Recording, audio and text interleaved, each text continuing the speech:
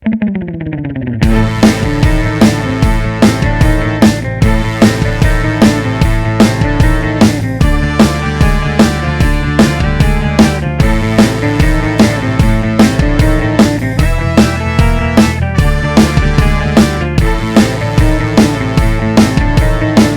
everybody, welcome to Campus Comics Cast, coming to you from Carbondale, Illinois, with special guests from the Campus Comics crew.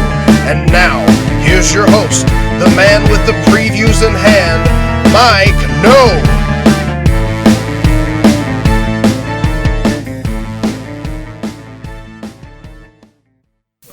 Welcome to yet another episode of Campus Comics Cast, coming to you from Carbondale, Illinois. Coming to you a little bit later this time, so hopefully you'll have time to react. Just to let you know, we're going to be going through the previews tonight for January of 2018 for a product to start shipping in March of 2018. Like I'd mentioned, due to some things that were kind of out of our control, being some sickness and work schedules that weren't going on, we're running a little bit tighter, so if you hear us talking about anything that you are interested in, be sure and get a hold of us right away, because the cutoff for this catalog is January 25th. So as we're recording this, it's just over a week away, so a little bit more urgency than usual. But we will be going through the previews catalog, and to help me do that, I am your host, Mike No, owner-operator here at Campus Comics. Forgot that, talk about that, but help me do this tonight is going to be Scott Reed, Tyler Wright, and Dan Brown, who we will be referring to as Sexy Dan Brown for this episode. I don't see why that's different from any other episode. So same old for you, huh? But the other thing that's kind of interesting about this catalog, or of note for this catalog, is it does have the full solicitations, or what's going to be offered, I should say, as far as Free Comic Book Day, merchandise and books. So in order for me to be a participating store, I have to order a certain amount of the gold level sponsors. So I'm going to be doing that. Other than that, it's going to be kind of hit and miss as far as the books that we're going to have in here. So if there's something that you're particularly interested in, just let me know so I can order that and maybe have some of that in here. Or you try to please people and have what they want here. So all that, so just kind of running through what's going to be here as far as the gold sponsors. It's going to be an issue of Riverdale, Power Rangers, Overwatch, Black Hammer, DC. It's a big mystery. They haven't even announced what their book's going to be, but it sounds like it's going to be new content, so it's probably something that ties into Metal or Doomsday Clock or something like that. That Doomsday Clock's still going to be going, right? Yeah, because I think that's 12 issues. Yeah, because Metal is technically over, because they are going to be offering those books later on. So several different things, so take a look at that and the merchandise and let us know. I wanted to run by you, Scott, Mr. HeroClix. Did you see that special I did see the special click, but yeah, so I didn't know if you were interested. I'm dealing with that a whole lot less than what I used to, but that one should be pretty popular, being World War Hulk big. So right, for anybody who out there who does play HeroClix, it's something you're definitely going to pick up, just because it's a Hulk and in the full warrior garb. Now that comes out in conjunction with Free Comic Book Day. Yes. Is that a giveaway, or is that something that is you supposed pay to be a for? giveaway for Free Comic Book Day? Yeah. right. So looks like they got some pins and stuff there too. yeah, It's kind of cool. Pins and things like that. So, like I said, let us know if there's anything you're particularly interested in, or you may miss it.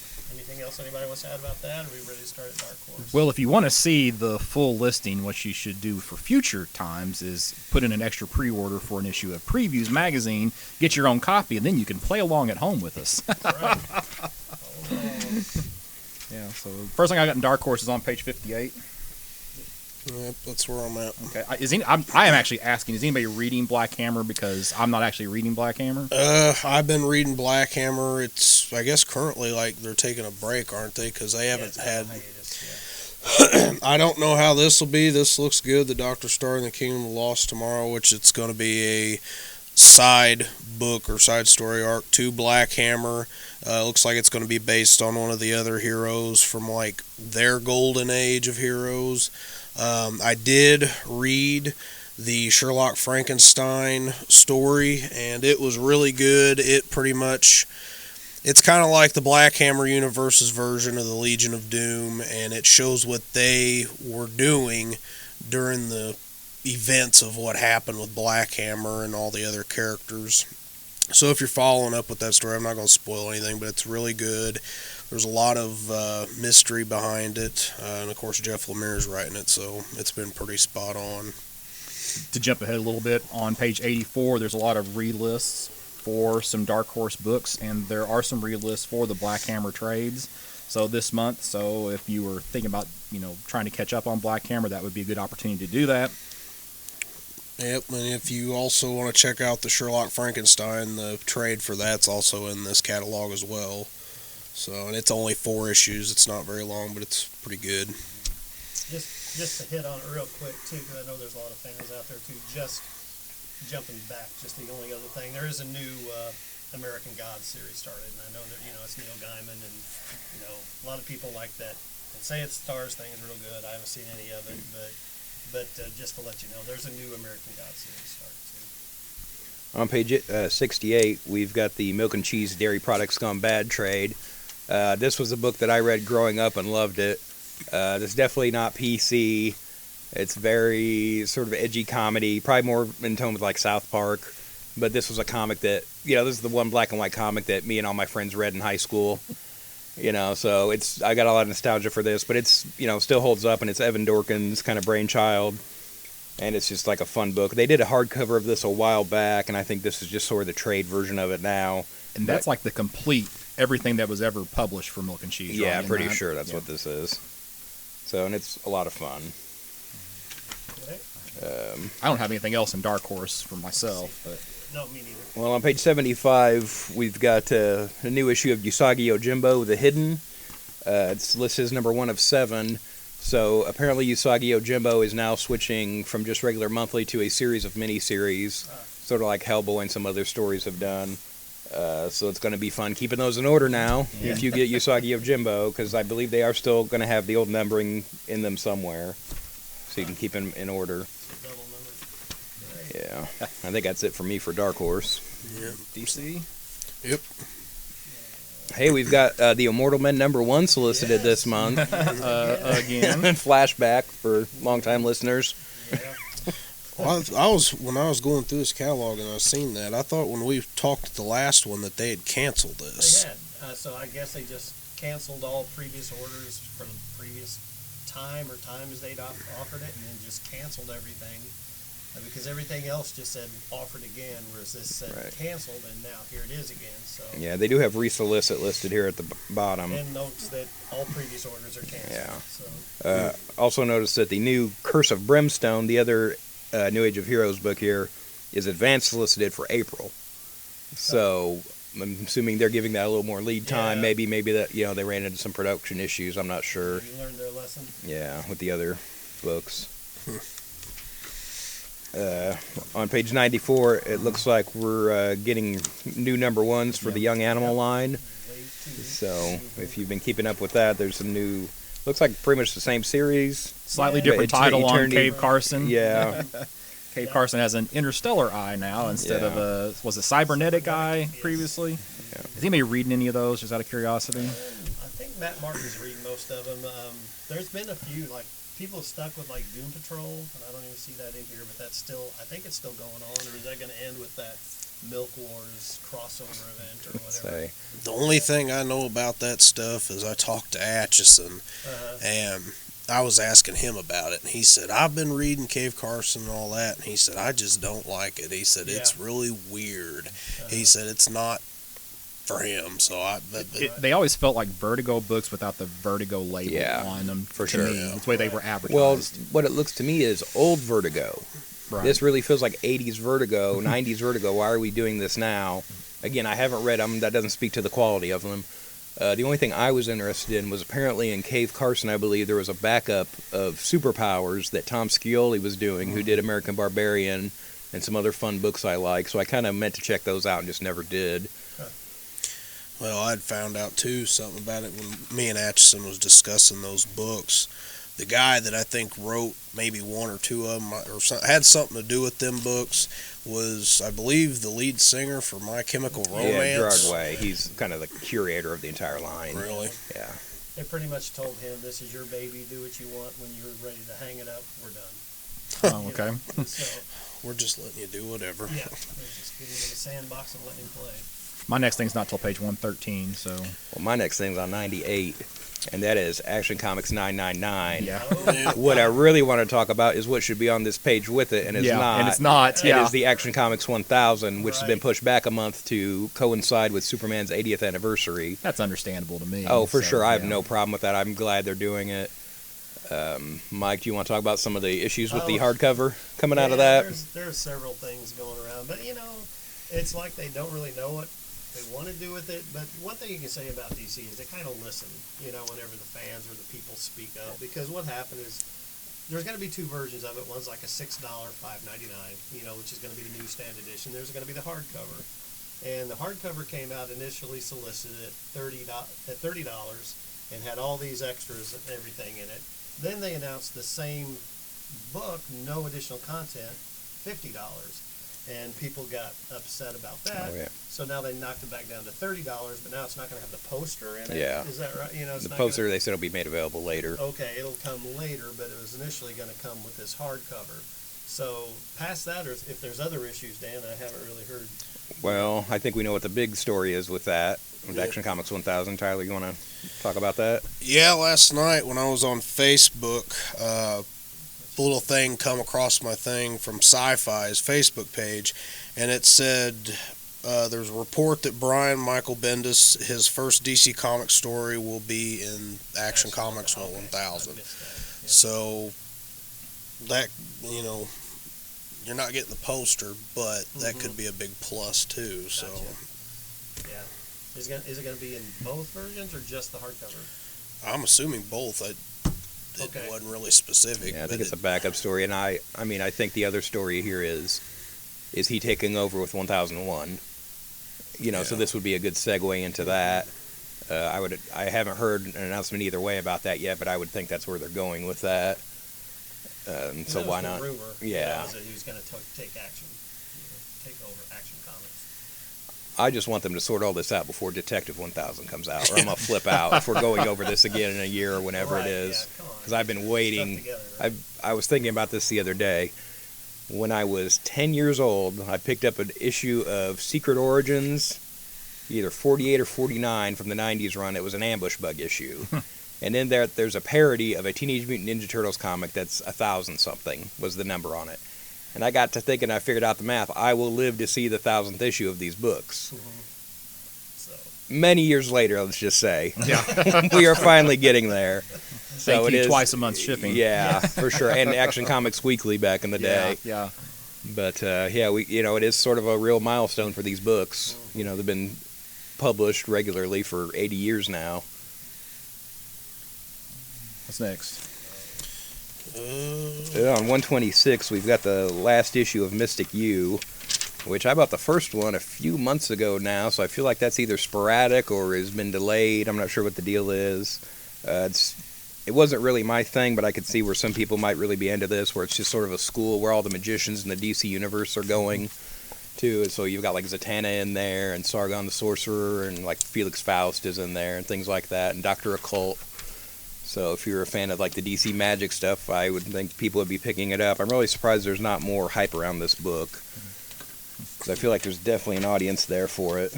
Jumping back to page 113, I actually did finally read the first 3 trades of Deathstroke, and it actually is pretty good. Is that the So, Christopher Priest Christopher run? Priest run on Deathstroke, yeah. So I actually am enjoying that. So it's something I would suggest picking up either monthly or pick it back up in trades if you have the chance. On 132, we've got the solicit for Superman issues 42 and 43. And nothing amazing here, but we do have a Bizarro story, it looks like, with Bizarro's family and Bizarro Boy, it looks like. And I'm just really looking forward to seeing Patrick Gleason drawing Bizarro, because I think he draws monsters well, and I'm really looking forward to that. Back on page 123, Christopher Priest is also writing Justice League, and there's a character here called the Red Lion, which is very clearly a play off of the Black Panther, which Christopher Priest wrote for a very long time. Now, my question to you guys, because your DC history is better than mine, is Red Lion a new character, or has he been around for a while? I feel like that's a new character. Okay, so it's probably just something Christopher Priest, because he was in the Deathstroke series, so maybe it's just something Christopher Priest created I would just because that's in his I wheelhouse? would imagine it is. My only question would be if he's from anywhere. I would think it would be from the Extremist world, from Justice League. They had Okay. the analogs for the Marvel villains. If he's from anywhere, that would be my guess. But I believe it's a new character. Okay. I was just curious. 'Cause I was not familiar with that character previously at all, so. Well, when I first saw him, I kind of thought maybe it was Catman. That's what it looked Yeah, that's what it looked like at first too. At first Yeah. glance, it looked like a redesign for Catman.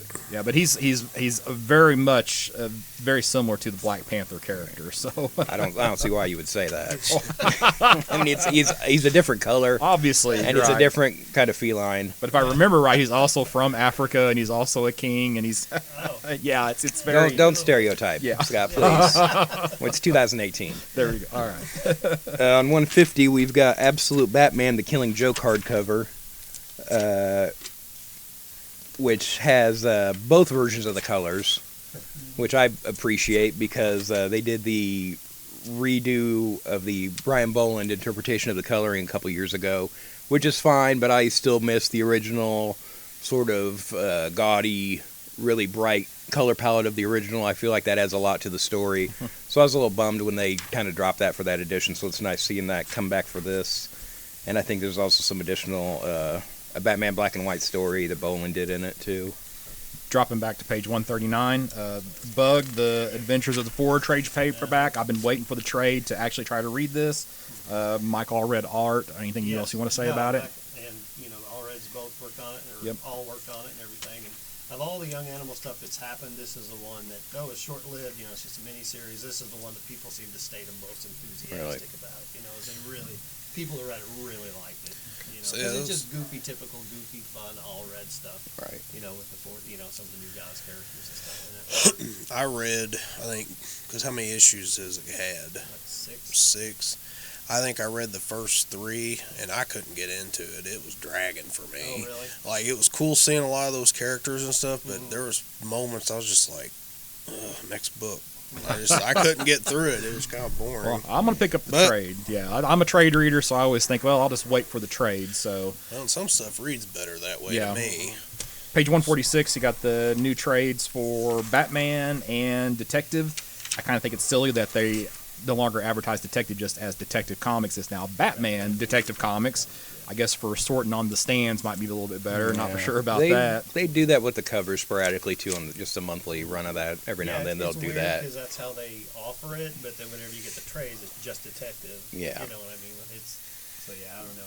Then on page 149, if am I ahead of you or you? A little bit. Yeah. Okay, I'll slow down then. I Go was ahead. going to do just hit on 144 and 145. It's the first collections from the Dark Knight's Metal stuff. There's a hardcover of the core story, Dark Knight's Metal. There's also going to be a hardcover of the Dark Knight's Metal, the Nightmare. The one shots. With the Red Death, Dawnbreaker, and all those characters. That's going to be in a hardcover too. But there is a trade then of the story that crossed over through like Teen Titans, Green Arrow, all that stuff. They're calling that the Resistance, and that's going to be trade paperback. So this is the first 3 books in this catalog of the Dark Knights related stuff. So Yeah, and to that. to me, the one shots for each independent one, I think them have been better than the actual That's what main I've heard from title. several people. Yeah, they were all pretty good, I think. Yeah, because they like the one shots better than they like the actual story. Yeah, it's kind of neat to see Bruce go through them different versions and see where like the absolute worst way Batman could end up, pretty much. Well, that was kind of my issue with one of the newer issues of the Metal series itself. A little bit of a spoiler. We see some nightmare versions of Superman in an issue. One of them is just straight up Superman Blue from the 90s. Oh, really? Well, wasn't Superman Blue a nightmare? Wasn't that bad? So I mean, I thought it was all right. They were trying something different. It was a gimmicky thing, but I feel like that was Superman for a couple years. To just kind of throw it under the bus like that, I wasn't cool with. But I ain't caught up with that yet. what are you gonna do? It's a minor thing. It's not even really a story point. I think you kind of have to really look for it to figure Was out what it they're in doing. the part where Superman goes to get Bruce or Bruce? Okay. Yeah. Yeah, I remember now. page 149 have the next Superman trade, Volume 5 from I guess it's no longer. I guess it's still Rebirth, but Volume 5 for Superman is solicited this month. On 151, we've also got a collection of Batman Arkham Hugo Strange. and this collects some Golden Age, 70s, and more modern stories featuring Hugo Strange. There are some really good stories here. It doesn't necessarily tie into anything else. I'm not sure what is with the timing of this trade, if it's leading up to anything, but there's some good Hugo Strange stories here that are worth checking out. That's our next Batman movie villain. I would be fine with that. I'd be cool if they had Hugo Strange. I really like how they portrayed him on Gotham so far. Page 155, the Kamandi Challenge hardcover. So this is one that I've definitely been looking forward to. So basically the premise is one writer starts a story, leaves Kamandi in a cliffhanger, and the next writer and artist team have to get him out of it and leave a cliffhanger for the next writer-artist team. So I'm looking forward to picking this one up. So it's something cool to kind of look at. Yeah, I finished. This is one of them I caught up on reading for the podcast because I'd seen the trade was in here. And personally, I highly recommend this one. It was a really cool story. There was a few issues that were kind of okay, but for the most part, I enjoyed it. And the last issue, when we had talked, I think, a podcast or two before, it had said in the catalog that Len Wein was supposed to write a little last epilogue for the issue. Unfortunately, he didn't get to do it, and instead we got Paul Levitz that did it. And it ended up being a really cool ending. I mean, when I got to the ending and that little epilogue and stuff, I was like, man, this is really neat. And he did a really nice, touching tribute to Len Wein there at the end on the last page with some really good art and stuff like that. So it's definitely, I'd recommend picking that up. It's a cool story. That's all I have for DC. What else you guys got? I think that's it for me. Nothing. There's really nothing as far as collectibles this time around. DC Direct. You know, there's all just a few re-offers of some previously auctioned action figures, but there's other than that nothing new. So as far as statues or anything from DC this month. Okay, so is everybody done with DC? Then we're gonna head to IDW. IDW. Yeah. So Okay. I don't really have anything in IDW, so you guys go on ahead. I got a few things on page 164. Was anybody gonna talk about Bubba Hotep? I'm looking forward to it. Yeah. We never got another movie, so I'll take a comic, I guess. Yeah, a crazy movie with Bruce Campbell. May or may not have been Elvis in it. So now he's dealing with the cosmic bloodsucker. So we're assuming this is going to be some type of a vampire take on the character. So that definitely could be something of interest to people. Just side note on that, ever since that movie, I've really wanted to see Bruce Campbell just portray Elvis in like a serious manner. I feel like he could do like a good just kind of biopic about, Elvis. 176. They're re-releasing some of the early TMNT, Teenage Mutant Ninja Turtles stories, colored. So Volume 1, recolored or colored maybe for the first time. I don't know if these have been presented in color previously or not. I think they've done that various times over the years where they've done color versions of them. I know back with the big boom in the late 80s, early 90s, they were doing issues like that too. Okay. Probably just to get a more mass market kind of appeal with their black and white indie book. And then page 189, there's going to be a new Crow comic. For those of you who are interested in the Crow, the one thing that seems wrong with this is James O'Barr is not really listed any place as a writer or artist or anything, which seems kind of odd for the Crow, but who knows? I mean, that is a valid point, but I feel like back in the day, Kitchen Sink, around the time the movies were coming out, Kitchen Sink did a lot of miniseries with different creators. Like Alex Mayleaf was on some of them. Oh, okay. I didn't realize that. There were some really good ones back in the day. And I think Image did a run of it too at one point, and I think that might have been the Eric Draven Crow. But these other miniseries were other people sort of affected by the Crow and that kind of thing. But they were fun stories. I think that's on a movie agenda list, isn't it? They're supposed to come out with a new Crow movie. They keep saying it. They keep Jason wanting to reboot Momoa. it. Bradley Cooper was attached to it a couple years ago. It's a rotating thing. They're just trying to get it going again, I think. On 198, there is a new Craig Yo book, Super Patriotic Heroes, which looks like it is a collection of Golden Age patriotic American heroes. Will Eisner's in it. Yeah, there's some good guys in here, but like they talk about Captain America and the Shield. I wouldn't expect to see Captain America in this book. No. I feel like that's just sort of the tone they're talking about there. But it looks like these are some of like more of the sort of public domain heroes now that are featured. Back on 197, they got the Superman the Golden Age newspaper dailies from 1944 to 47. I thought that was kind of neat. Might be a cool collection to have if you're into that stuff. They're pretty nice books, if you're interested in that kind of stuff. Because I have one guy, Greg Waller, that used to own and operate the Book Exchange in Marion. He still picks those up, so I get to look through them, once in a while. They're pretty cool. I started to get those when they came out, and they are just on the to-read pile right now. I've got so much stuff to read, it's crazy. But I'm sure they look nice. I just haven't actually tore into them yet. Well, the price doesn't look too bad either. It's $50. Yeah. Anything ever ready for Image? So. Looks like we all got page 204 marked for Gideon Falls. So, new book with Jeff Lemire. Yep. He's one of those guys. It seems like they're just people that will read anything he's writing, at least try it. At this point. So that's one of the kind of hot names. And if you're a fan of mystery / horror type of a book, this looks from appearances like this might be that kind of a book. So if that's something that tickles your fancy, you might want to consider that.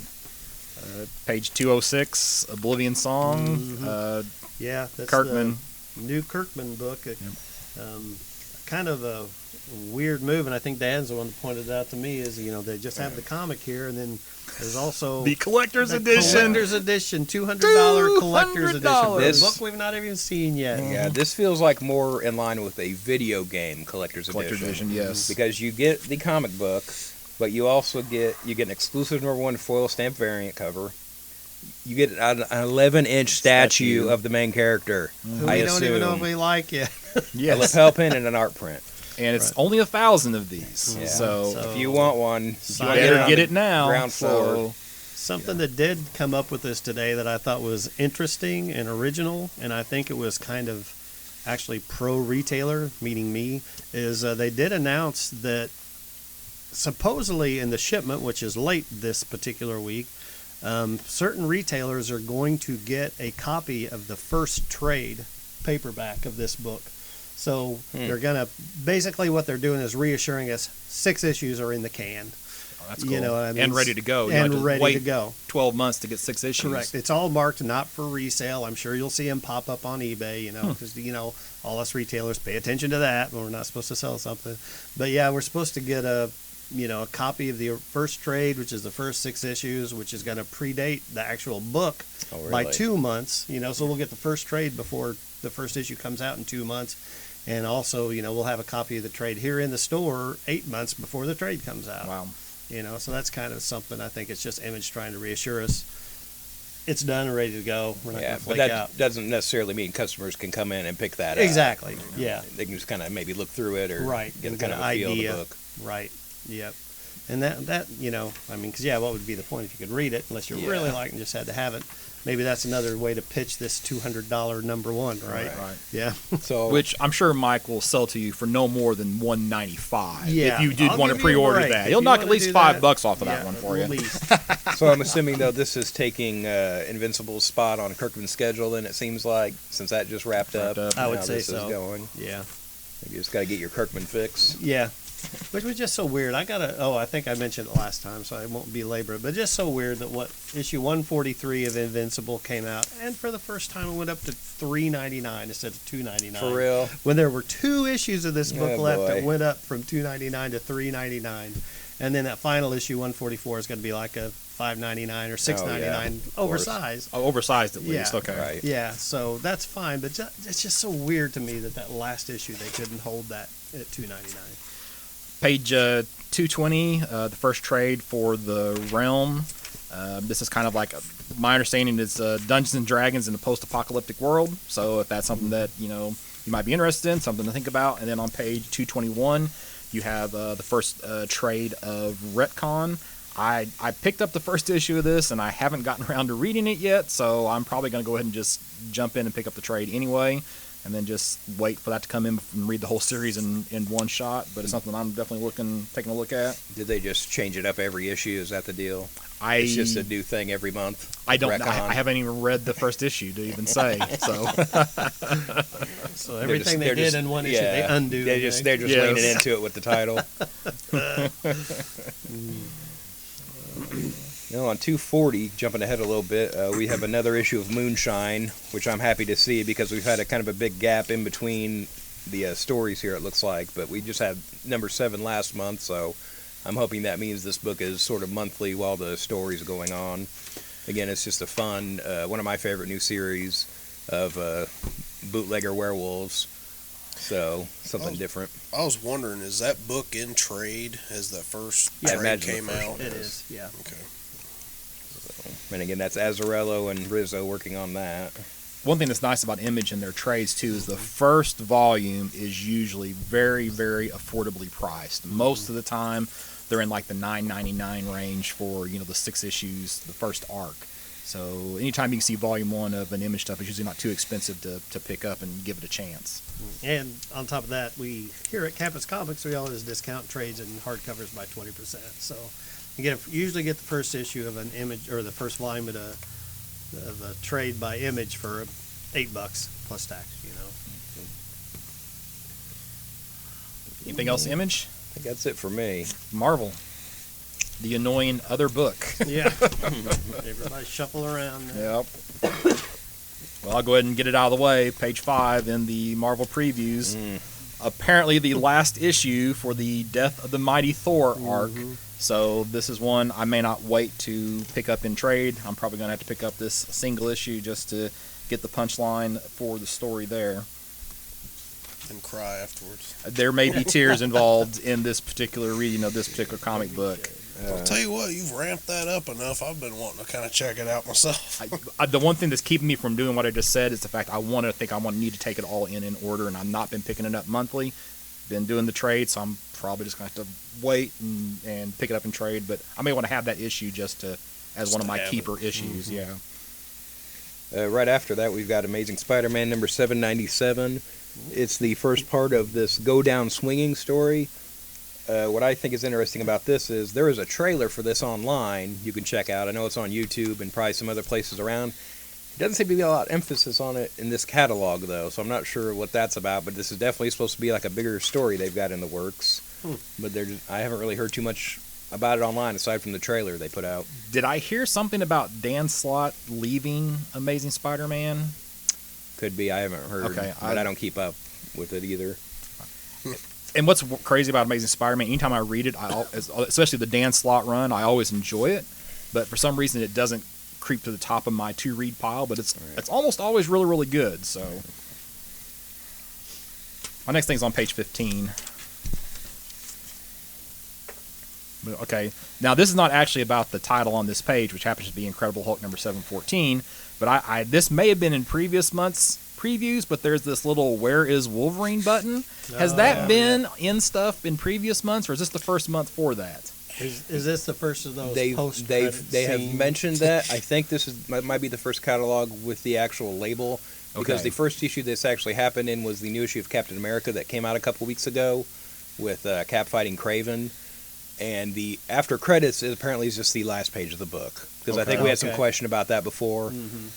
So the first issue of this has come out, but now it looks like instead of letting people just kind of dig through and find them on their own, Marvel's conveniently letting you know which issues these are in. Pretty much sucking the fun out of it. Yeah. Right. Well, Well, I mean, it is fun, but if someone is wanting to get all these books and then they realize, like, oh, that book sold out at my store last week, now they're kicking themselves and paying more online. So Does give them a heads up. Yeah. Jumping back to Image real quick, Scott, what was your number one issue you're going to buy this month? Oh, actually, I'm going to there's do quite a the two that few. we talked about, which was the Oblivion Song and the Gideon Falls. Okay. Yeah, those are the two I'm going So to. you're getting the Gideon Falls and then the Oblivion Song Collector's Edition. Well, Yeah. Let me write that down. I'm going to need to just deposit the single on that. title. Just you can the, get your just the main trade in title. advance. Yeah. If that, if that were included, then I might as a freebie, because you're not selling it, you're giving it away. I would order one of those for that freebie there. So Paying $200 for something free that's like $15. It's a Do donation. that all day long. yeah. Yeah, so right next in the catalog, we've got Daredevil number 600 coming out. How's the Mayor Fist stuff? Is Yeah, anybody reading it? Conclusion of I'm that, really supposedly? liking the Marvel Legacy Daredevil stuff. I'm really kind of fair weather with Daredevil. It's got to be a good team on there for me to get it. I'm liking it so far. With the exception of the Shadowlands story, Daredevil has been one of Marvel's best titles, going all the way back to like where Kevin Smith started with the new #1. Yeah, it's just been consistently good, except for Shadowlands. Yeah, and that's the thing. Like, I read the Kevin Smith, Joe Quesada stuff back in the day. I've got sporadic with some of the Bendis stuff, but you know, the Wade Somney stuff, I had to pick all that up. That was all really solid. The Bendis stuff, the Brubaker stuff, that stuff's all really, really good. So, and we've got a lot of variant covers for this anniversary issue too. So make sure you buy all of them. Well, the thing is they got Mighty Thor variant cover. I guess are they going to do one for all the Marvel titles just for her? They do that a lot. They're focused because of issue 705, right? And it's not for every title, but it's for, you'll notice that is in a lot of the titles for the variant covers for this month in Marvel, but not all of them.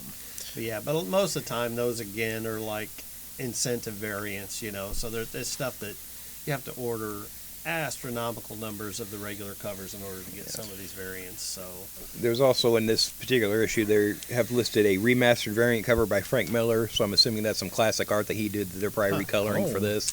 I feel the blank variant cover is sort of in poor taste for Daredevil, but you know that's Marvel for you. What are you gonna do?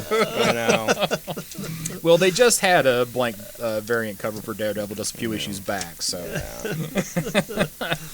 page 19, Weapon H #1 issue. Boy, so if you missed that, what issue did this character first show up in? That was kind of a surprise to everybody. Is it the WMD series? Weapons of Mutant Destruction. It was just like a 2-issue thing. So if Hulk combined with Wolverine sounds appealing to you, then this is the book for you. How this didn't happen in 1994, I don't know.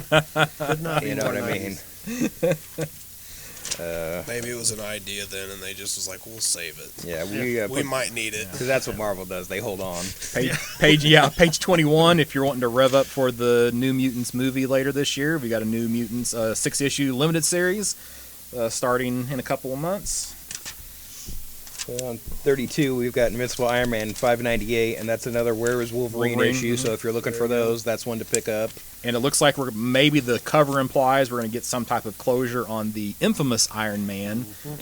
So because we got the Doom helmet on there along with the regular Iron Man helmet, and the I think I said this last time, but the Bendis infamous Iron Man was a really, really good 2-trade series. It was outstanding. So well, I got to think most of the Bendis Marvel stuff's going to be wrapping up here, right? Yeah. I would think. Probably the last few run of that. My next thing's page 40. On 37, we've got Spider-Man, Deadpool 29 and 30.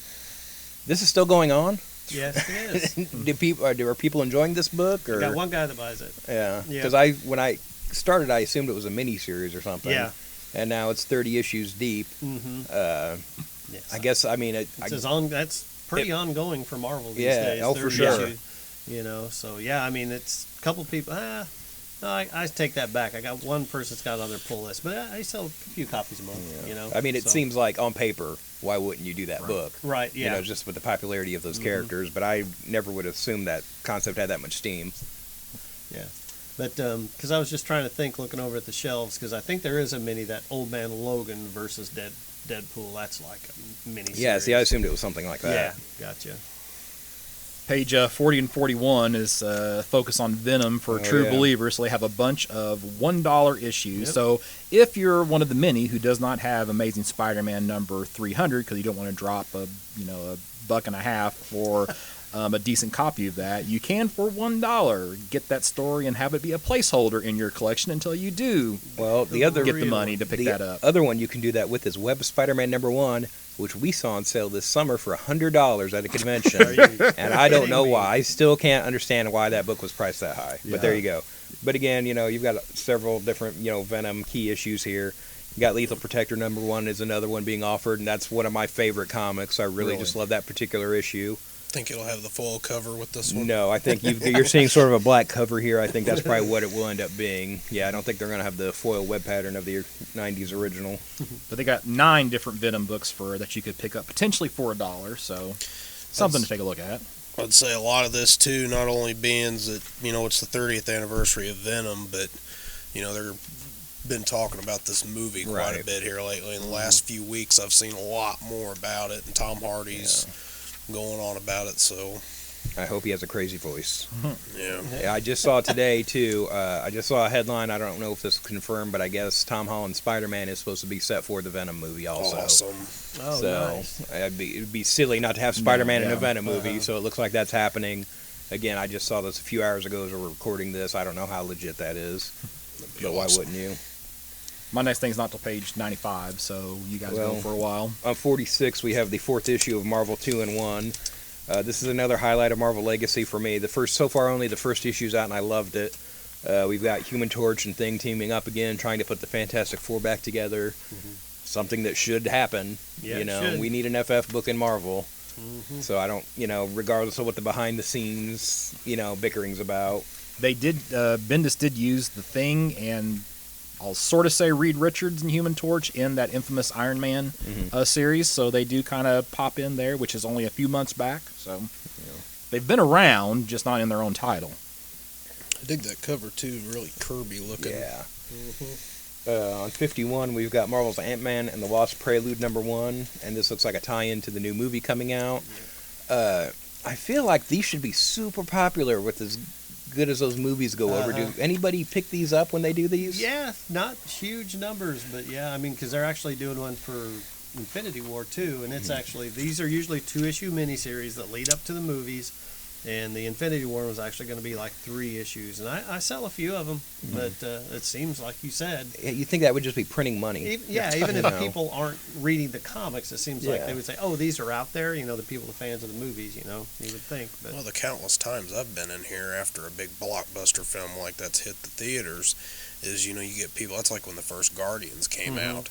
I remember being in here, and so there was a mob of people come in and was like, do you guys have anything Guardians of the Galaxy? And they were buying up literally anything they could get their hands With on. with the title on it and getting stuff the 90s run, which had nothing to do with the characters in the movie. And growing up seeing that book, that's why I thought we will never get a Guardians of the Galaxy movie. No. Right. But that's not what we got either. We Yeah. have Yeah. that version of it. you got the Abbott and Lanning Guardians, kind of. Yeah. On page 71, I just wanted to point out real quick, we have a Hulk vinyl poster by Mark Bagley. That's Mark Brooks. That is not Mark Bagley's art. This is actually solicited earlier in the catalog correctly as being by Mark Brooks. Here is a nice big 48 by 62 inch poster of it, though. And again, I like Bagley. Mark Brooks is a great artist, too. I know I've mentioned him before on here. It's just sort of a cool Hulk screaming in the rain kind of pose. But I don't know why they said Mark Bagley drew this. Need a new editor. Yeah, let's see. In the collected editions on page 76, we've got Thor versus Hulk Champions of the Universe, and it's listed as first time in print. Is this Oh, is it does anybody online know? only, probably Is this a digital? digital thing, or is this an original Probably. graphic novel, or because I hadn't seen this before? Right. I bet you that's what it is. I'm Okay, not sure. so but- probably like a digital first thing Yeah. that they're collecting here.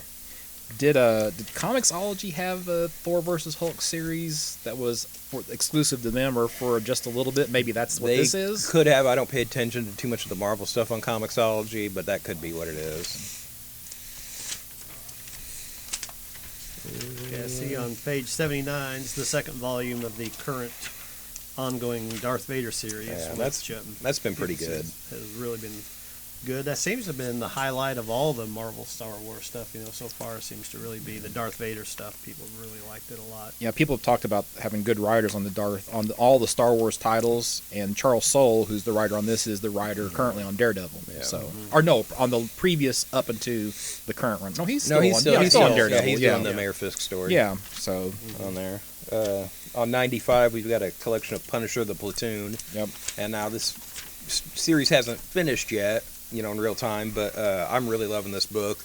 Garth Ennis's Punisher is pretty untouchable to me. and plus Garth Ennis writing military is also usually a hit. So you've yeah, and he basically Punisher, said in an yeah. interview this is a backdoor way for him to do a Vietnam story. Yeah. And but it doesn't hurt. page 102. You've got the trade one of the Superior Spider-Man complete collection. I just mentioned this because this is kind of the book that started all the bad guys becoming the good guys, I think, at Marvel, where you have Doc Ock taking over Spider-Man, and then you have the evil Iron Man twice with the Tony Stark weird personality out of Axis, and then the Superior Foes of Spider-Man, and so it kind of started a trend of replacing some main characters with variants of themselves, the Cap Hydra, Hydra Cap, etc., etc. So it kind of, to me, all started here with Superior Spider-Man. So if you like those stories, be something worth checking out. It's been printed before, but recently, they're a new one this month. And again, Superior Spider-Man, I really enjoyed that book. I read it. Weak sauce ending. I'm gonna say it right now. Oh yeah. Just a really lackluster ending to that story, but it's a good ride until you get there. Well, he's got to come back at some point somehow. So Now, is that just the first trade, or is that the complete?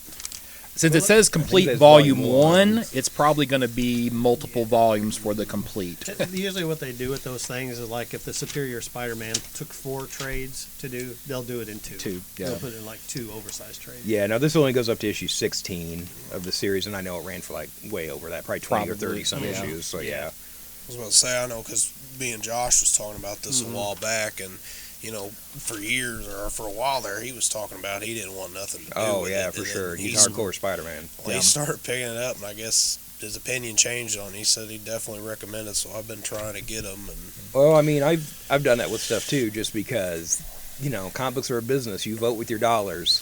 If I don't like something, I won't pick it up, but I might go back and get it as back issues. But I'm not going to support it when it's coming out monthly.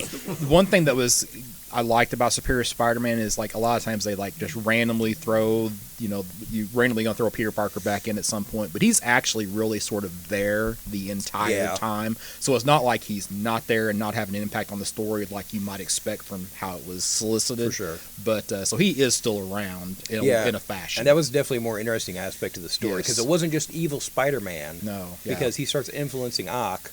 Dr. Octopus, who's become Spider-Man in this. And so it is really like the bad guy is struggling with being a good guy, which is a really nice kind of take on that. And then another thing that's nice about it is, like, you really get, like, new first meetings of these characters, like Spider-Man meeting up with Daredevil for the first time as Doc Ock as Spider-Man. It's like Daredevil's trying to carry on a conversation and has, Doc Ock has no idea who Daredevil is because he doesn't know his secret identity. So he's trying to bring him in. So it is a nice take. It's not just Freaky Friday. Yeah.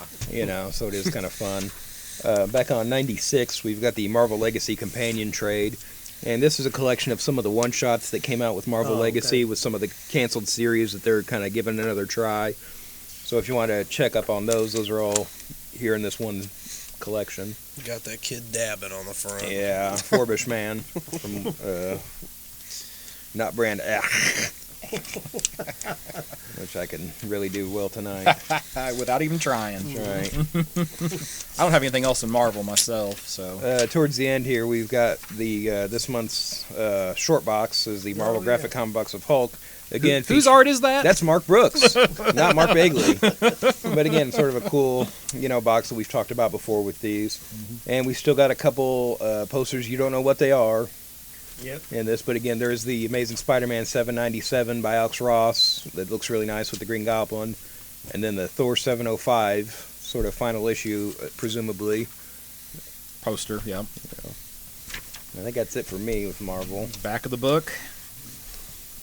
All right, page 262 under Abstract Studios. If you didn't want to buy the 2 trades of Motor Girl individually, you can get the Motor Girl Omnibus. If you're able to read non-superhero comics and want an excellent story, then this is one that I definitely would recommend. It starts as basically a girl coming home from Iraq with PTSD and how she deals with it. It seems weird, but it pulls together at the end very, very well. It's only 10 issues, so it doesn't take long to get through it. So definitely something to pick up. My next thing's on 270. Go. Apparently it's a Shock anthology. It's got Neil Gaiman, Mark Guggenheim, a whole bunch of people on it. It looked kind of interesting. Phil Hester. And that's Aftershock's new anthology series. I guess. Yeah, it looks like I guess it's just coming straight out in a trade where it says like $34.99. Yeah. Looked kind of interesting. Kind of reminded me a little bit of something like Creepshow. Yeah. Or Tales from the Tales Crypt. from the Crypt. Yeah, just a bunch of one-off stories. Page 294. Anybody got anything for 294? I got 289 and Archie. We've got the new issue of Oh, Vampironica, which is what it is. I fumbled that bad last time. It's another new Archie horror book coming out with Veronica as a vampire. So I'll probably check that out. I've been getting some of the others. My only other thing I want to say about Archie is what's not in this catalog, and apparently won't be, is the new Dick Tracy series they were supposed to be doing. Oh, really? Which has been canceled because of a licensing issue, apparently. Oh, goodness. Doesn't sound like it's going to be resolicited. It sounds like it is done. It will not see the light of day. We saw a really nice Francesco Francavilla variant cover I was looking forward to buying, and a new series I was hoping to get, but they haven't come right out and said what the issue was. I found out too, apparently, back in 2010, Bendis and Oeming apparently were trying to get a series started of Dick Tracy, which apparently was shot down by Warren Beatty, who still has some sort of licensing agreement from doing the movie back in 1990. oh gosh. Wow. This has also impeded a television show they tried to do a few years ago, because Beatty still retains some rights. How that plays into comic books, I don't know, but he must have had an amazing deal in Yeah. perpetuity if it's still going on. You figured if he's going to get some deals, he should want stuff to come out to get some you- royalty Make some money. money. Yeah. Yeah. And apparently, presumably, that's what happened with the new series. I have a couple other ideas that could be. Of course, we don't know any of this. None of us here have any inside knowledge No. on this stuff. But, this is just sort of my guess as to what happened here. But again, it's really disappointing. And, IDW is still doing the complete Dick Tracy collections. There are still Dick Tracy comic strips coming out every day. It would have been nice to have a new series, but looks like that's not happening. Page 294 from Aspen. If you want cheap comic books, they've got a JIRNI. I'm going to pronounce that Journey primer for 25 cents.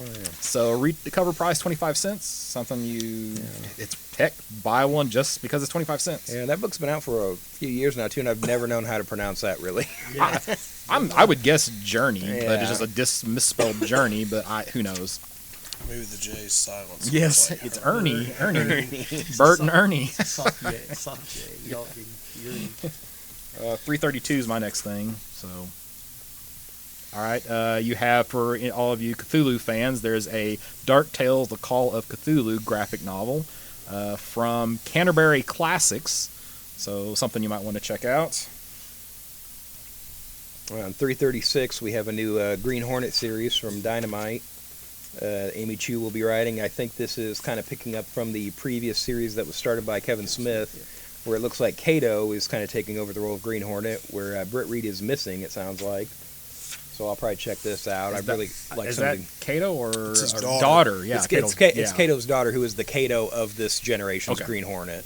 Okay. So yeah, So but is this like an alternate universe, or is this in, picking up? in as much as everything Green Hornet is an alternate universe, because they can never keep a strong continuity. You've got the TV show, you got the radio show, you have the Now comics from back in the day. You've got a license, an owner of the property that doesn't like a lot of changes. But again, it sort of continues what people try to do with the Green Hornet. It was like a generational story. Right. And again, this isn't in continuity with the Seth Rogen movie of a few years ago. This is Nothing more, should be forgotten. This is more in keeping with like the '60s Green Hornet, and this is his son. This is Junior now in this run, and so apparently he's gone missing, and Kato has taken up the role of a Green Hornet. It looks like in this new series. My next thing's 370. I got 341. There's a nice Amanda Connor Red Sonja statue, about one of the only statues in this catalog I saw that looked really good. Of course, I really like Amanda Connor's art and stuff, and this statue looks really nice. You get a black and white edition, or you can get the full colored one. And the black and white one's about $10 more. There you go. So I guess go with the color one, because it seems more logical to go that route. It is Red Sonja. Yeah. So Okay, 370. You have a hardcover EXO. Basically, it's hard science fiction.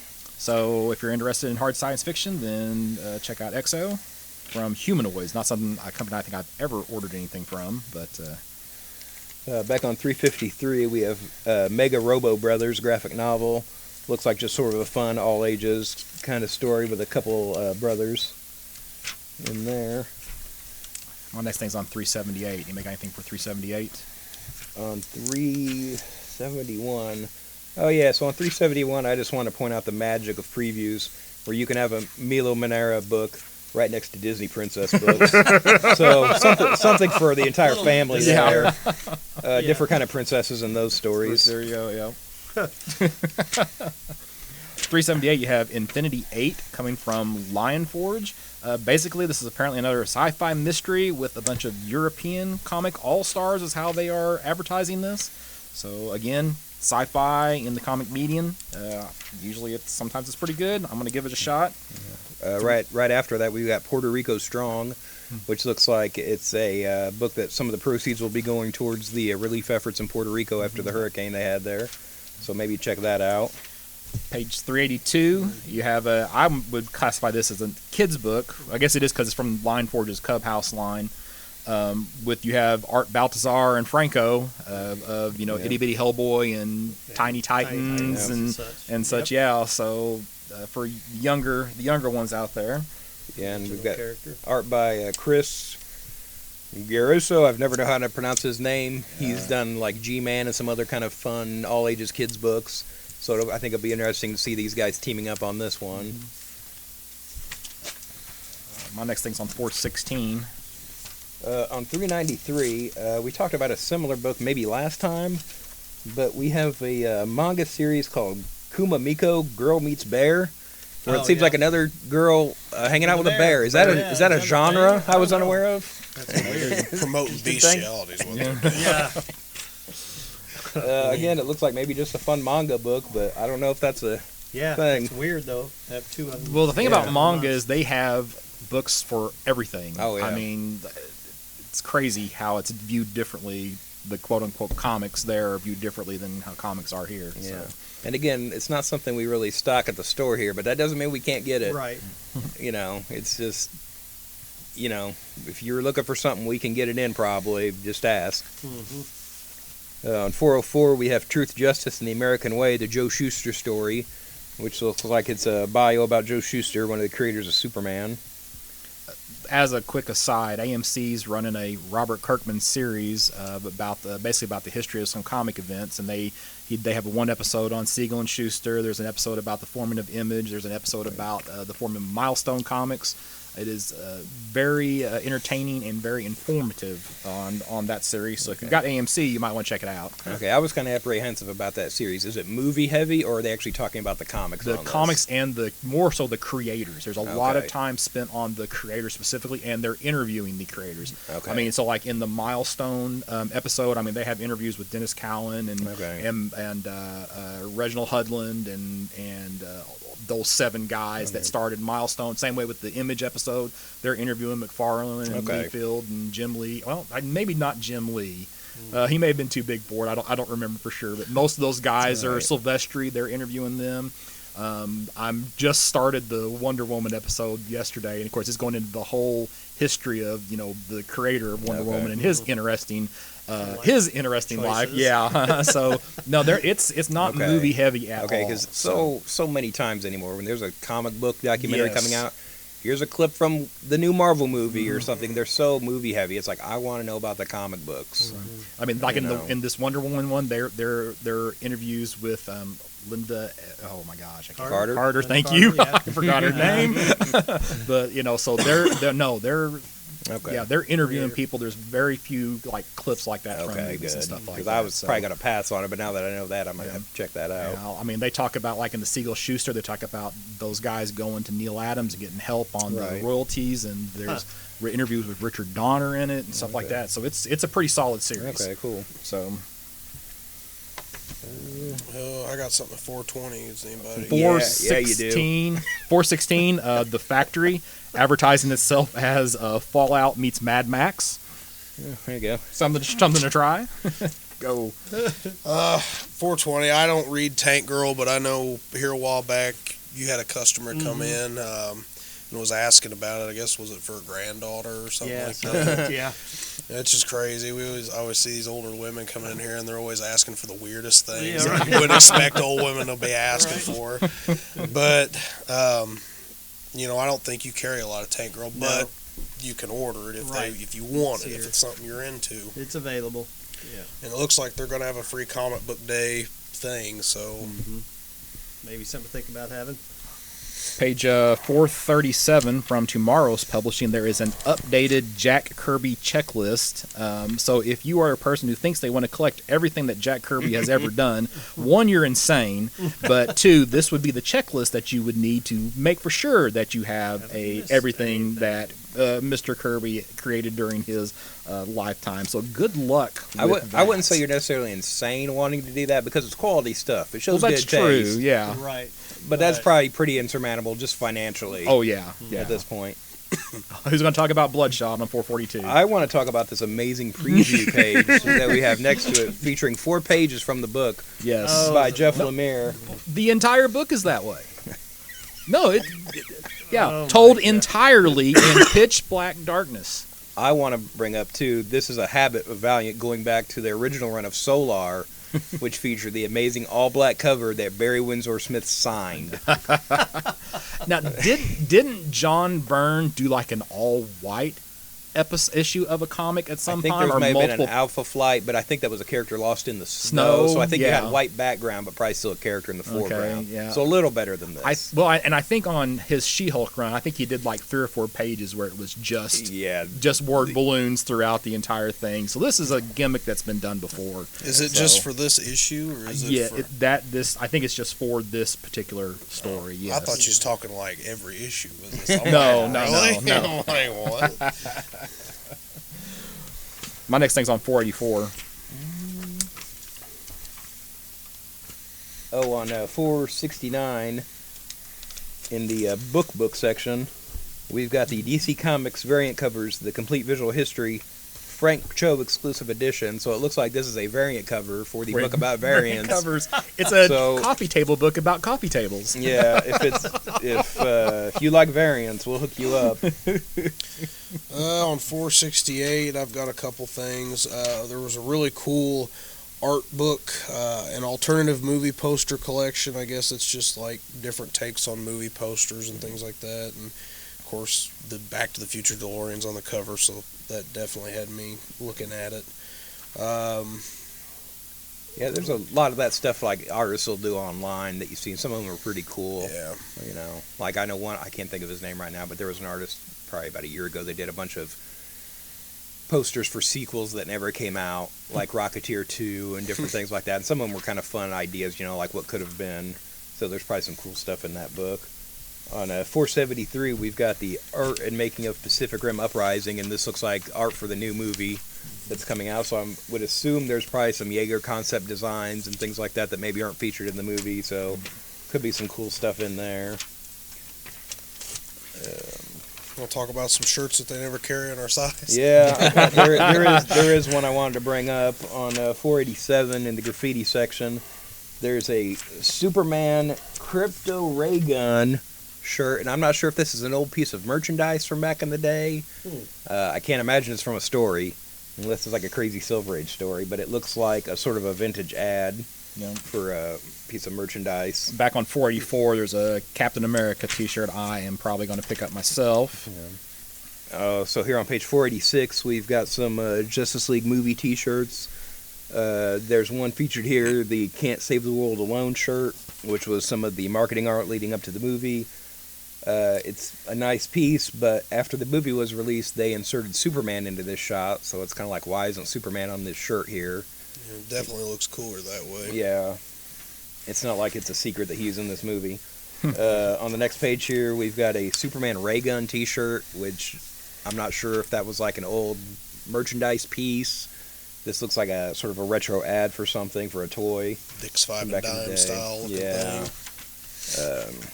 On 506, in the DC Superhero Collection, we've got a Lobo Special Edition with him featured sort of an old school Lobo with his dog, with his foot on a Dominator head. And again, this looks like maybe more of a deluxe version. It's a little higher price point than the figures normally are, but it's sort of a nice looking one. Well, they've been making them bigger too, haven't Yeah, they? those that are like that are considerably bigger, probably about 5 inches or so. Yeah. So they're worth the money. They're nice. On 498, I've got the Batgirl TV series, which is Yvonne Craig Bust Bank. these bus banks are really cool. They're affordable, and if you can't and you don't want to spend a whole bunch of money on expensive bus, these are a cool alternative. Plus, you can put your money in it, so it's Save your money for the next Save your one. pennies. Yeah, for- exactly. For next month's previews. On 508, we've got the Harley Quinn Puddin' Pop statue, which is Harley's hand holding a lollipop with the Joker's face on it. Someone's going to buy this. It's not going to be me. Again, it looks like it's part of a series. Yeah, because Yeah. they did the Joker with the card. And And gonna do a Batman then. Apparently, that's the next one. Batman says holding his most iconic weapon, so I'm gonna assume that's a batarang. So that should be pretty nice. I know a few people will pick that up. Tyler, you would prefer if he was holding what? the shark repellents. There you go. If it was that, I would definitely probably get one. On 511, we've got these Metals Batman Batmobiles. There's a sort of classic 66 Adam West one that comes with a figure, and a Arkham Knight from the new video game, or newer video game. The last one. Yeah, the last one that's come out. And again, for the scale of these and the figures, it's a $20 price point, which seems pretty reasonable. Yeah, they're about a foot long. Yeah, And they're probably good detail. somewhere there. Yep. Have you seen them, Tyler, or just Yeah, I've seen them in person at a few places before. Was it these or different ones? Yeah, the ones I saw, it was the '89 Keaton Batmobile, and then the TV series with Adam West Batmobile. And the cars look really good. I mean, if you want, I know Eagle Moss did the small scale ones in the little collector Right, yeah. case, Mhm. and those are really cool. But if you want a decent size to scale, like Batmobile, and you want to collect them, you know, these are good. They say they're not very big and they're not too small. You can set them on your entertainment center, and the figures aren't super detailed. I mean, they're kind of, derpy faced and stuff, but the Batmobiles are awesome. So. So I just going through it this time. I noticed on page 519 there's a Q-Fig figure of Pinky and the Brain. I'm not sure. Seems like every time I mention this, people aren't really aware, but actually we're here in Carbondale, Illinois, and just a few miles to our east is a town called Heron, Illinois, and that is where the creator of Pinky and the Brain is from. Oh, really? High school, yeah. It's a guy named Tom Minton. And actually, if you Google him, you will see that he was actually the model. It's what they based the Brain's appearance on. It's shocking, really. But yeah, I don't know if I'd want that out there, I but know. But it's pretty obvious. I think he embraces it, because usually when they take his picture, he's like, got the scowl on, kind of have to roll with that, I think, if that's Yeah. your thing. But yeah, he was Tom Minton from Heron, Illinois, and he was behind this. He was involved with Animaniacs. He did the Mighty Mouse cartoon from the 80s. Yeah, that was all cool. him, from a fairly local guy. So Think anybody ever has approached him and been like, you know who you look like? And he's like, actually. just I would so you hope know. I would hope for him that's a stretch. Right, yeah. That everybody doesn't come up to him every day saying you look like a cartoon mouse. And I think isn't Hulu bringing back Animaniacs? I saw. Yes, yeah. So 'Cause I think there's some kind of petition because people don't want it to be too kitty and all this stuff, But whatever, Oh, so people. there were sign a some petition for racy anything. jokes on the original show. I remember Yeah. from back in the day. But Right. again, I don't need South Park with my Animaniacs. Right? Yeah. On 524 in the Funko section, we've got some Black Panther pops coming out. It's like some of the characters from the upcoming movie. And Mr. Bean. Yeah, Mr. Bean. Mr. Bean. Oh my popping gosh. All you residual Buffy fans out there, starting a Buffy line of pops in here too. Saga. Yeah, Looks like- Saga. There's actually going to be the Lion Cat. There's going to be an exclusive version that's part of the merchandise for Free Comic Book Day too. So hang out for have a few of those in the store. I'm sure they're exclusive for that. Looks like they got some. They're continuing more of the rock music line too, and they got Jerry Garcia of the Grateful Dead, Kurt Cobain, Elton John, and the Jerry Garcia one. If I'm not mistaken, in real life, wasn't he missing a finger or two? Oh, was he? I don't know. I think he was. So if that's the case, They're dropping the ball. you think they're going to put the fingers off of him? I don't know. Or are they going to do like they did the Bob Ross. and Ross just one? Give him all his fingers. Yeah, I don't know. Pay attention to detail, Funko. Charge too much. You need to pay attention to this stuff. On 537 with some Star Wars merchandise, we have Star Wars: The Last Jedi floating Millennium Falcon figure. Apparently, this is based on the version from the latest Star Wars movie. I'm not sure what they mean by floating. Does anybody else know what this is necessarily? My guess would be magnetized, so Okay. it'll like kind of sit. But I don't know that. So And if that's what it is, some of them are pretty cool because they did a Back to the Future 2 DeLorean where it was on the Oh, did magnetic they? base and it Oh, okay. hovered. Yeah. See, I haven't seen anything like that. They're cool. On 534, Kotobukiya's got the Batman Gotham by Gaslight artifact statue. Looking for that. I know there's a lot of people big into that book, and of course, I think is it this year they're coming out with the animated adaptation of that. I think that's supposed to be sooner than later. Yeah, I wonder, are they going to adapt both books, or are they going to do like they did Killing Joke? I think it's probably more like Killing Joke. Because I know like Catwoman's in this, and she wasn't in the original story. Now I've never read the sequel, but it looks like they're just basing this on the first one where he's facing Jack the Ripper. I always have mixed feelings when they try to represent Mike Mignola's style in 3 dimensions. Yeah. I feel like it's never quite there. I'm not saying there isn't anything that looks good. Like I've got some Hellboy figures I like, Right. but I feel like it's really tough to translate him into 3D. They did the closest I've ever seen is when they did the Batman Black and White Mignola statue, and they really kind of nailed it there, and that was kind of groundbreaking. That's the one that they're doing a larger scale, full color version of it. You know, Yeah, I that one thought didn't it make looked really sense good. to me. I was like, oh. Yeah. I think black and white looked pretty sharp, but the color, I don't know. Right. But this Kotobukiya statue, I'm sure it's going to be in their 1/10 scale, which is the smaller scale, because he's on this. It's based on an original watercolor painting by Mignola, and it's just the Batman in the what would it be, like 19th century garb with the cloak, and he's crouched on top of a column in a Gothic setting. So looks pretty cool. I know we're going to have a few people here getting that. I know there's people pretty excited about that. On page 562, we have a 300 Queen Gorgo 1/6 scale action figure. It looks nice. It looks like a good likeness of the actress and everything. Why is this coming out? Yeah, I don't know. Yeah. You know, I don't think there's anything going on with the movie.